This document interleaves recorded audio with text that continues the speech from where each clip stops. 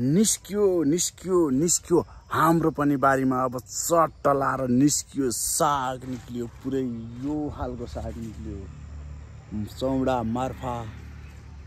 खतरा हालको साग निक्लियो किन्नेहरूले सम्पर्क गर्नु होला मात्र 100 रुपैयाँ केजी बिकिरहेको छ हाम्रो फर्मबाट मात्र 100 रुपैयाँ केजी कालीमाटीमा रेट घटेको बेलामा घटारै दिउँला हजुरहरूलाई चिन्ता नगर्नुस् 20 रुपैयाँ हुँदा 20 रुपैयाँले दिउँला 50 हुँदा 50 ले दिउँला 100 हुँदा 100 नै ल्याउँला त्यो भन्दा माथि त कसले हाल्ला आएको सागलाई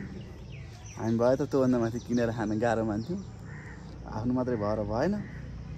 अरूको पनि समस्या बुझ्नु पर्यो चाडबाडमा त अलिअलि रेट आउँछ भोलिपर्सि मङ्सिर पुसा त स्पेशल साग हुँदाखेरि चट्ट एउटै यो डाँठ 100 ग्रामको टिप्दाखेरि सागको मूल्य जम्मा त्यतिखेर भेट्ने भनेको हामीले 10 रुपैयाँ किलो टक्क 10 रुपैयाँ किलो साग टिपिन्छ खुइका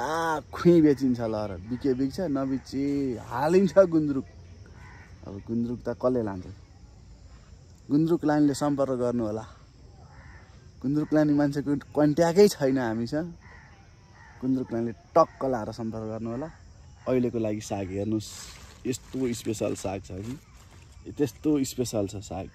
निस्किसक्यो पुरै खेतमा साग निक्लिसक्यो